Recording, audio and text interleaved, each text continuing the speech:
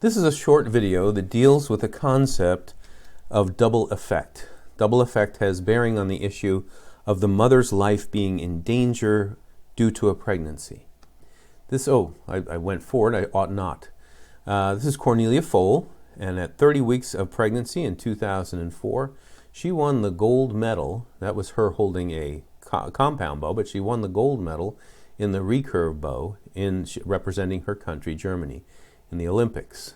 Just again, evidence that people still can do things, including athletic things, when they are pregnant. And we continue with this focus on the idea that the target for which we are aiming is in ethics the good, the right, or the ought.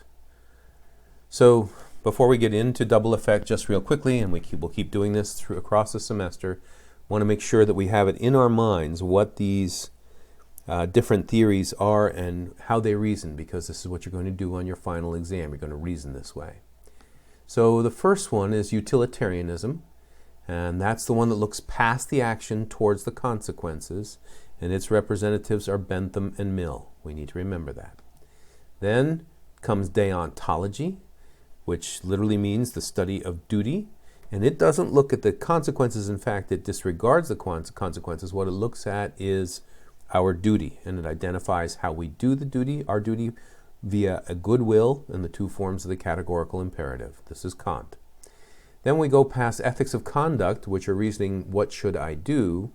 We go over to ethics of character, which reasons saying, what should I be? What does it look like for me to be a woman, a man of character in this situation? And that's virtue ethics and Aristotle and Anscombe. Okay, so let's get into the doctrine of double effect. In the Summa Theologicae, which is humongous, it's giant size, Thomas Aquinas introduces a concept. By the way, he died in his late 40s, died quite young, but he left a massive work behind him. He introduces a concept that has a bearing on the issue of seeking to preserve the life of a pregnant woman. Now, that's not the context in which he engages this issue. The context from which he's arguing is that of preserving one's life from an attacker. He says that killing one's assailant is permissible provided one does not actually intend to kill him. That's not what the purpose is. He says nothing hinders one act from having two effects, only one of which is intended while the other is beside the intention. Accordingly, the act of self-defense may have two effects, one the saving of one's life, and the other the slaying of the aggressor. So Aquinas is not only a brilliant devotee and student of the writings of Aristotle. Many American and English philosophers whom I've known read Aristotle through the lens of Aquinas. But he always refers to Aristotle simply as the philosopher. He thinks you'll know who the philosopher is. But he's not only this, but he's also one of the greatest theologians of the Roman Catholic Church. And he was sainted after he died. So today he's now known as Saint Thomas Aquinas, or oftentimes just Saint Thomas. What he said about this concept of double effect is used in Roman Catholic doctrine today to address the issue of a pregnant woman's life being in danger due to her pregnancy and how that should be handled. So this is from the National Catholic Bioethics Center, and it says the principle of double effect, which comes from one of the greatest doctors of the Church, in the Church's moral tradition, teaches that one may perform a good action, even if it's foreseen that a bad effect will arise. Only, though, if four conditions are met. First, the act itself must be good, saving the life of the mother.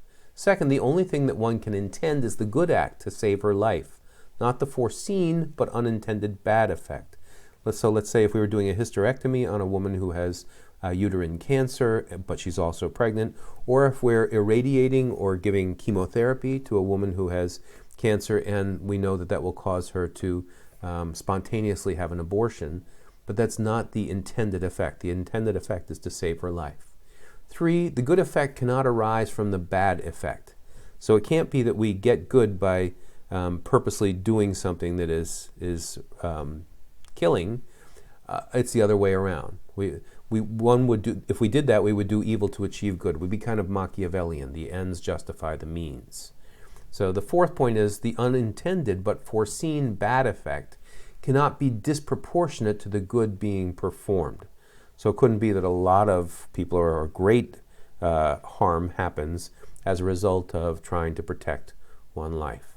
So this is the way that there's a balance here as far as approaching this issue and how Roman Catholic folks especially and the Church addresses this. I'm not a Roman Catholic. So if we're talking about understanding double effect, so what? What's the point? What bearing does this have on the issue of a pregnant woman whose life is in danger due to her pregnancy? Well, as long as our primary intention is not to kill the infant, this does have to do with intentions. Like Kant, Aquinas, in this reasoning, he's concerned with what your motives are. So as long as our primary intention is not to kill the infant that's developing within the mother in utero, but rather it's to save the mother's life, then doing what's necessary to save her life, that's permissible. As with Aquinas' example of defending one's life against an assailant, the intention in this situation is not the death of the other, but it's the preservation of the life of the one whose life is in danger. So you see how that works? Okay. So this is, as I said, very short. We're going to come back to the doctrine of double effect when we look at the issue of physician-assisted suicide and euthanasia. There it has a bearing on the usage of palliatives, analgesics, and painkillers in end-of-life scenarios. And you can imagine what that is. I mean, let's say we had grandma has a heart problem, and if we give her too much morphine, we may cause her heart to stop. But grandma is in great pain, and the only thing to which she will respond is morphine. As long as we're not intentionally trying to euthanize grandma, this is permissible as long as we're only trying to deal with her pain, and if it's a side effect of addressing her pain. But we'll see more of that when we get there. Right, that's double effect.